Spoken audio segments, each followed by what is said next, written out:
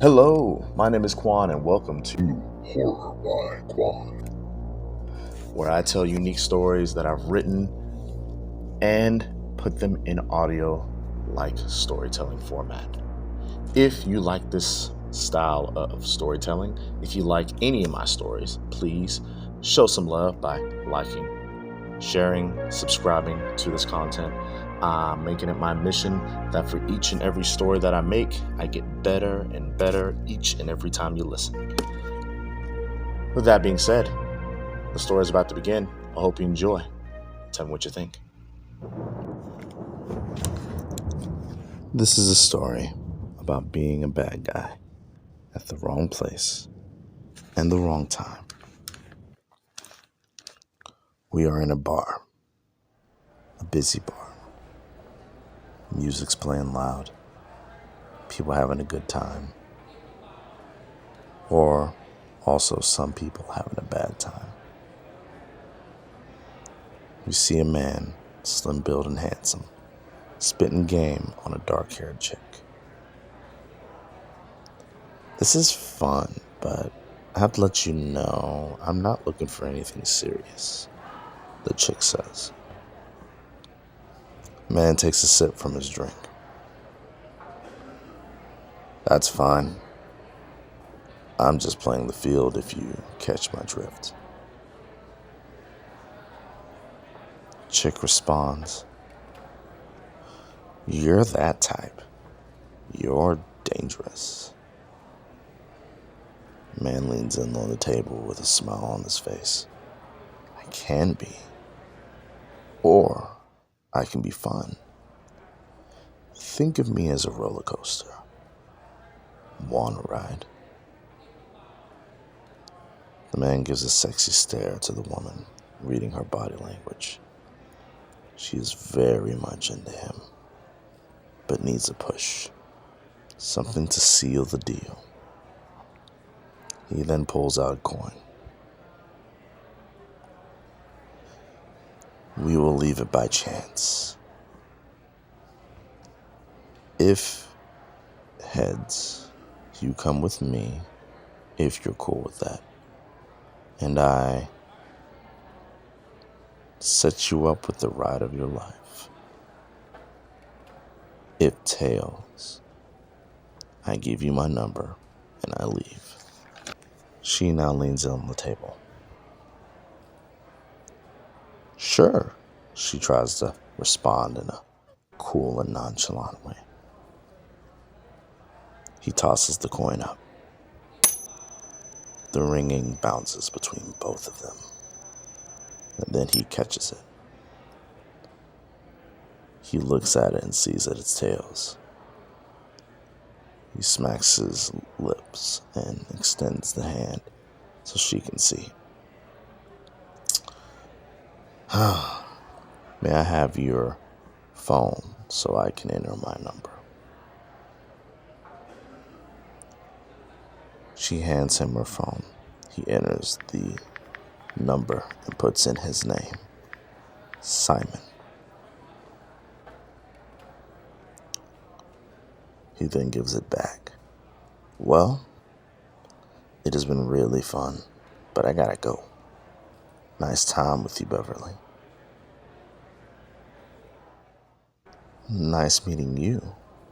Gotta leave so soon? She asks. Yeah, gotta check on my truck. I'm a truck driver, remember? Gotta make sure no one hijacks it. He goes in for the hug and she reciprocates with her hug. He lets her go and starts walking away with a smile on his face. As he walks out of the bar, a few feet from the entrance, he gets a call. He looks at it and it's his phone. Says Bev. He picks it up. Hey, can I give you a ride? To your truck? Bev asks. Absolutely. Simon says as he turns around and sees her walking toward them. As they start to walk together, we see that he has an interesting look on his face, almost like an evil grin kind of look. An hour has passed. We see a big box truck in the middle of nowhere. Two guys are chilling out, smoking, and leaning on the truck as they see a car start to drive up, with Simon as the driver. The two men throw away their cigs and walk to the back of the truck and open it up. The car swerves around to the back of the container of the truck, and Simon comes out and pops open the trunk and pulls out Bev's body. "What took you so long? You said you would be here before midnight," Mike says. "Relax, Mike. Got a little bit tied up before the finishing move, but I did the deed. She's only been dead for about 15 minutes. Simon retorts. "That's fresher than last time," Ken responds. Simon easily hauls her into the container, and we see a metal table with a smaller metal table with clean surgery tools, scalpel, saw, chisel, with a bunch of thick plastic bags and a lock and key refrigerator. Simon lays her on the table as Mike and Ken put on hazmat suits with splash protective masks. Looking from her legs, she looks like she works out. Ken states, "Did running and yoga," Simon tells him.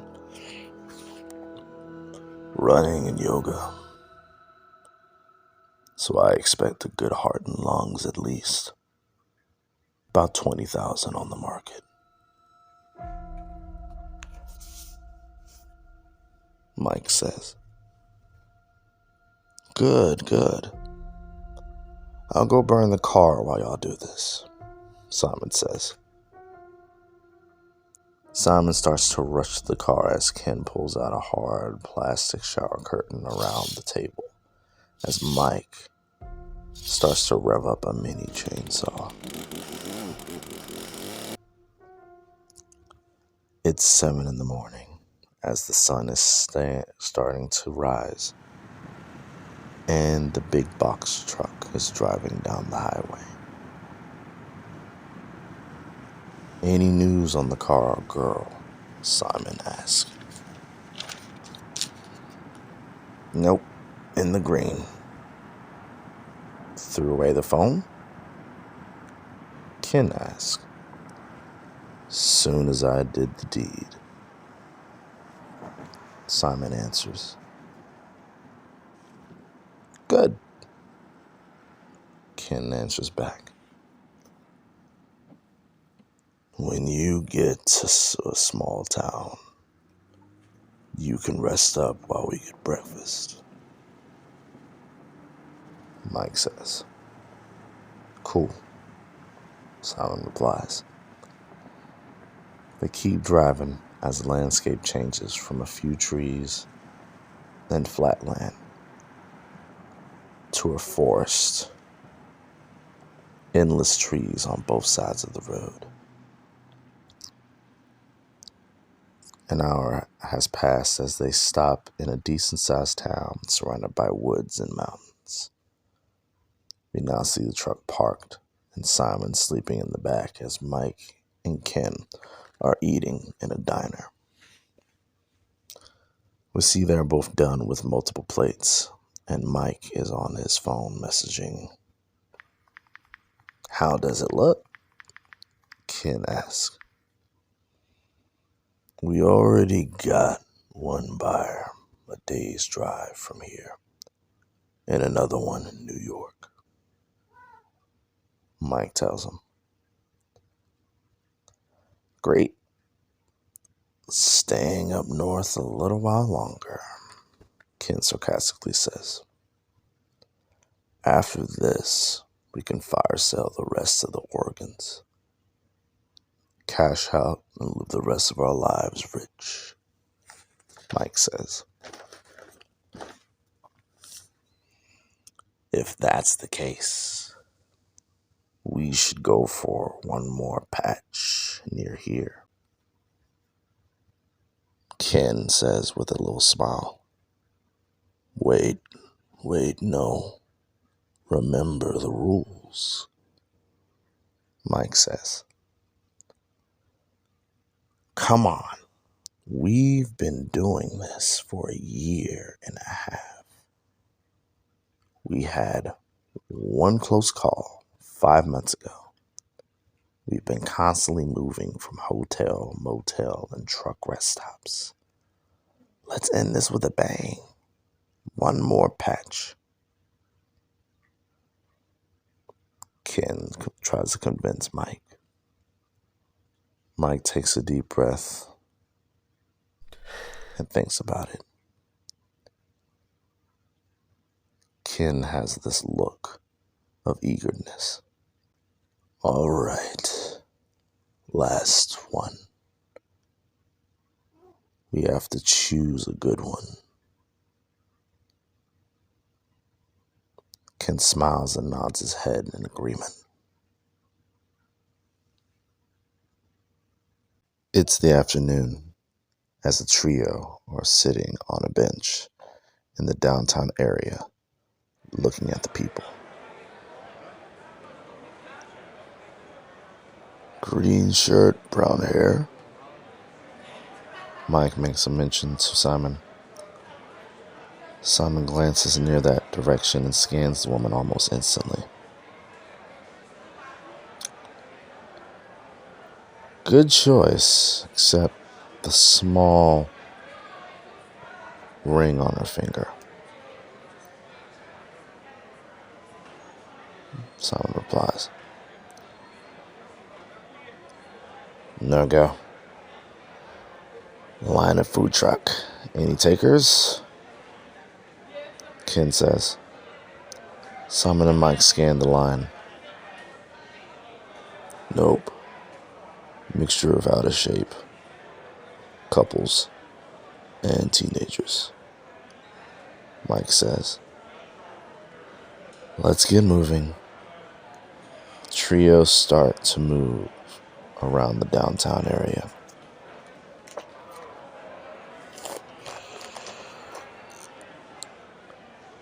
I think getting a bonus batch isn't going to happen, Simon says. Don't jinx it, Ken counters. He has a point, Mike responds. They continue walking, going past the bookstore, and Mike takes a quick glance in the store and freezes. Simon and Ken are still walking until 5 steps in. They notice Mike is missing and turn to see him frozen. They move back to see what he's staring at. There's a few people that were in the store browsing through the aisles, and we turn our eyes on an attractive brunette who is wearing a V-neck, tight jeans, and Converses. Simon does his scan and sees no ring and seems to have books in her basket. One of them happens to be or look like a romance novel. The brunette? Simon asks. Yes, Mike replies. Get hurt before I do something stupid, Mike says. Simon goes into the bookstore.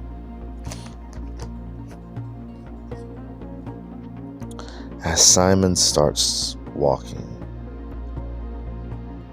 He also starts to make himself look more presentable, straightening out his shirt, fixing his hair just right.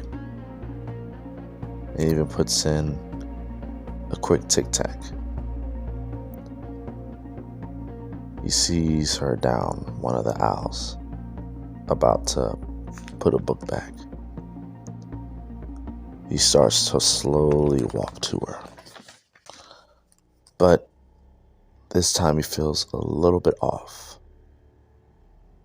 like an aura or something that says caution. She then gives a small look at him and then stares back at him again with a questionable stare as he's closing in. He has a split-second freeze and then comes back to reality. "Hi, do you work here?" Simon asks. "No, there is some folks up front," she answers. "Well, I think you'd be able to help me because of that book on top," Simon reacts. She looks at the romance novel, then looks back at him. "You're a fan of this guy's work?" She responds. She questions. "Oh yeah. Seems like a good writer. I'm looking forward to his next book. That should be coming out soon," Simon answers. "His next book?" She responds. "Yes. I think it's called Can I Take You Out for Coffee and Conversation?" He says. He has a flirtatious look in his eye. "Well, he can't really put out another book because he's dead, but I see what you did there," she replies and smiles. He smiles back and sticks out his hand. "I'm Simon, and I'd like to take you out for coffee. Do you know any good spots?" Simon says. She shakes his hand. "I'm Lydia. Nice to meet you. And I know of a pretty decent coffee shop 3 minutes from here," Lydia says. "Cool. Well, we should go now then," Simon says. "Now? Now?" Lydia responds. "Yeah, I mean, every second counts, right?" Simon says with a big smirk on his face. Lydia looks him up and down. "How about in the next 2 hours?" Lydia asks. Simon smiles and nods his head. 2 hours later, we are now outside a coffee shop. Simon is sitting at one of the outdoor tables and chairs by himself drinking a coffee. His phone is buzzing, and he looks at it, seeing a text from Ken that says, "This is a lot of time on one potential." Simon replies, "Don't worry, she will be here. And right before we split ways, I'll pull the old need a ride play and do the overdose." Someone puts his phone face down as he looks around and sees her walking up to him.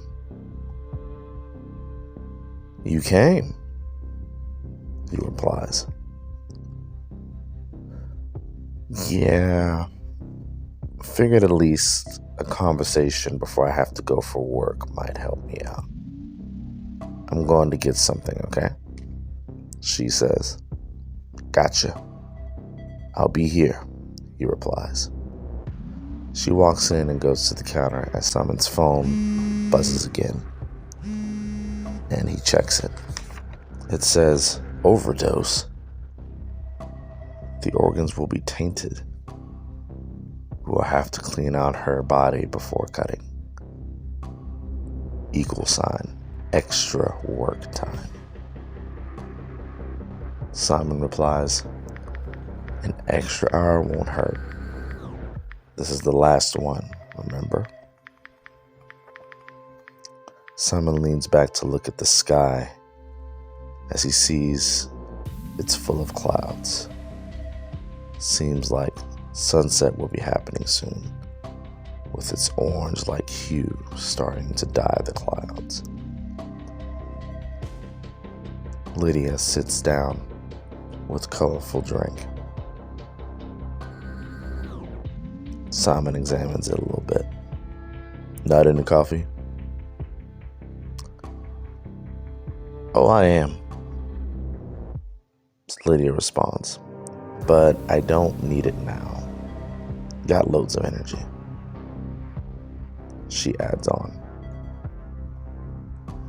The two continue to talk and ask the small talk questions mixed in with some personal and interesting questions.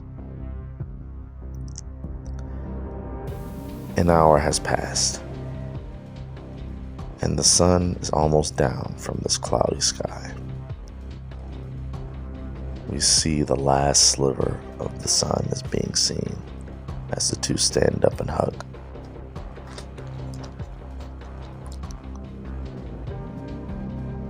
Well, it is nice meeting you and talking to you. Let me know when the next time you come through, okay? Lydia says. I actually come through here often, mostly on weekends. It's a nice spot, Simon says. It is. All right, I'll see you later, Lydia says as she starts to walk until, wait, could I ask a favor of you? Could you drop me off to my truck? Simon asks. Lydia stops and looks at him. I don't know. Still a little too soon for that, I feel, Lydia says. It's just a ride to my truck. I gotta check on it to make sure it's there. We can talk about musical tastes, he says. You know, just to make sure we can be at least good buddies first. He adds on with a sway in his voice. She has a 5-second pause. All right, but this doesn't mean you get the second base, Lydia says as she points to him. And then they start walking in the direction of her car. Simon smiles. Wouldn't think anything of it, he says.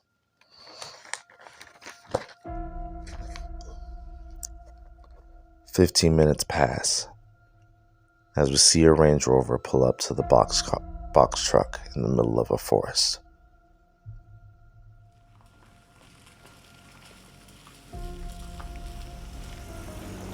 Simon, like clockwork, walks out of the driver's side and goes to the passenger side and picks up Lydia, who's dead.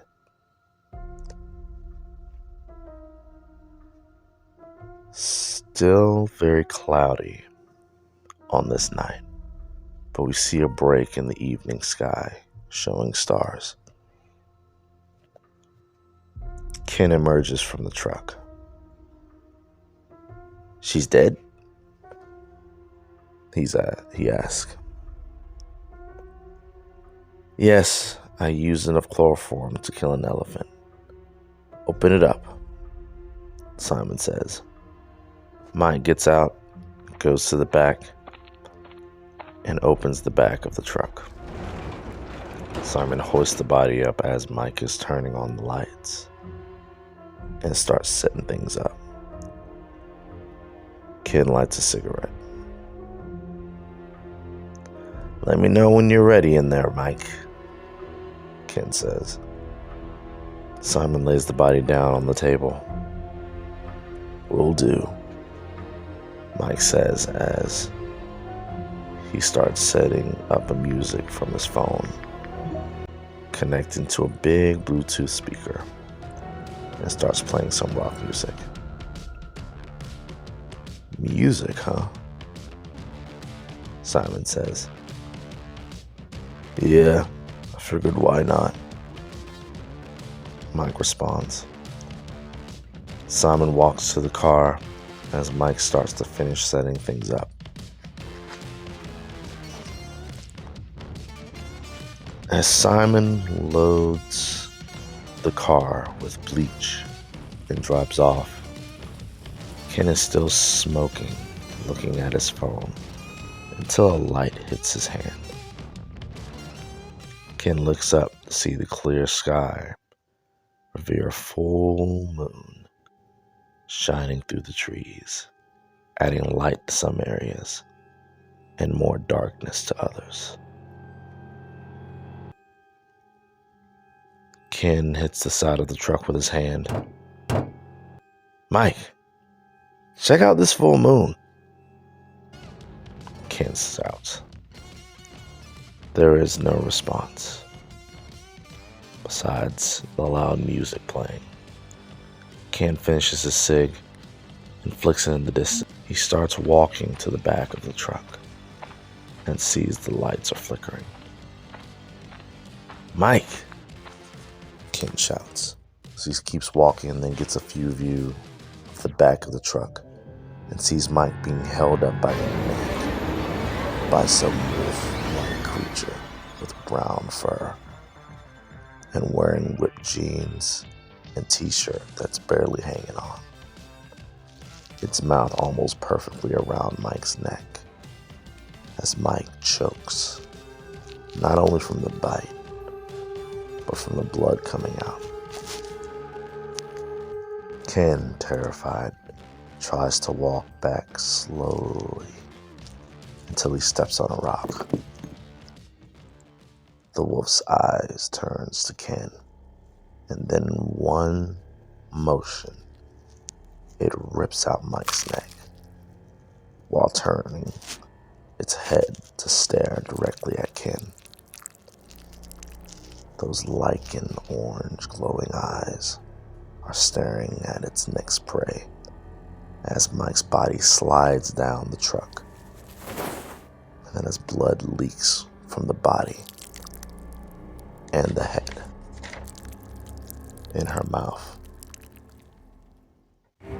Ken sprints off to the truck. In front of the truck, the werewolf drops the neck and head, and it gets out the truck for the chase. Ken opens the door and closes it, locks it, and then he tries to find the keys to turn the truck on until the werewolf puts a dent in the door. Ken panics and starts the truck as he shifts it in gear, as the werewolf breaks the window and tries to start climbing in. But Ken keeps it unstable and difficult as he starts frantically taking nice sharp turns right and left, trying to jar the werewolf off. Ken is close to a tree and decides to stomp hard on the gas while making sure the side of that tree is very close to his side of the truck. As he makes his way to the tree, the side of the truck hits and screeches across the tree as it takes the werewolf with him and the mirror. Ken holds the pedal down as he jets down the road. Ken starts to calm down. His breath as he feels this relief and continues to drive and starts to get his phone out of his pocket until he sees a scratched up werewolf running at him. Ken keeps charging forward with the truck. He starts shouting, "Come on," trying to boost himself up until the werewolf jumps high enough to clear the hood and crash into the windshield and starts to rip Ken apart as the truck lays off the gas. And it goes into a group of trees, slow, making it into a violent stop.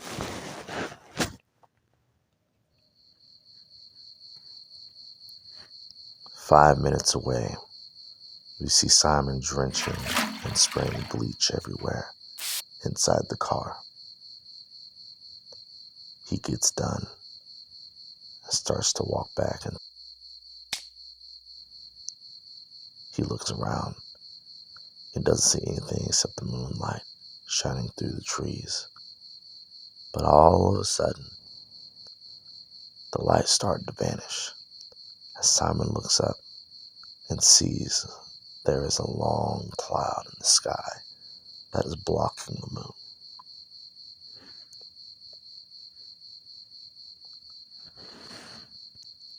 "I smelt it on you," Lydia's voice echoed through the woods.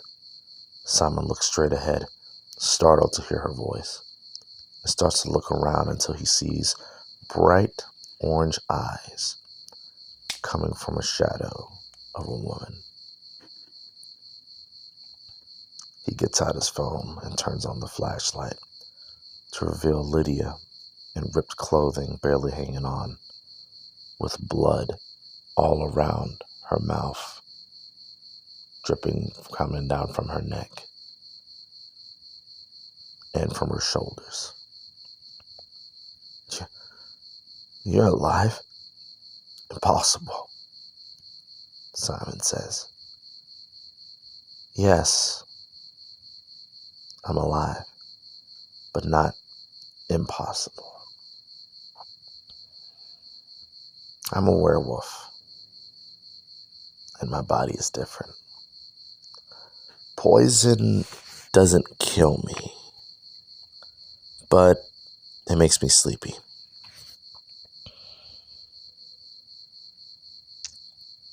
But what I wanted to say was, I smelt it on you. The blood you spilt. The people you killed. Because of that, I thought you were like me. But," she takes slow steps to Simon, "you're worse. Where you kill for joy and gain, I kill out of necessity and hunger." Simon starts to walk back slowly, reacting to her. "Did you?" Simon says, but gets interrupted. "Yes, they're dead." Simon takes a deep breath in and deep breath out. And then he throws a container at Lydia. As she dodges it, he sprints off, faster than an Olympic sprinter. He keeps going at a breakneck speed until he stops and looks around, looks in front of him, looks behind him, nothing. Left, nothing. Right of him, there she is, with those same glowing eyes, walking toward him. But you also see the moonlight is slowly revealing itself in the distance, coming behind her. "Please don't," he says. No. No, you don't get to beg. How many have you killed? How many have you heard beg? As killers, you and I, you're like beasts, and beasts don't beg, she says as the moon is a few inches from her back. So I'm going to devour you. But since you're like me, or not like me, I'm going to do it nice and slow. The light hits her back. She transforms in front of him, growling, snapping, and ripping is being heard as Simon accepts his fate. As he gets on his knees as the lichen steps forward, towering over Simon, and lets out its monstrous howl before getting ready to feast. The end.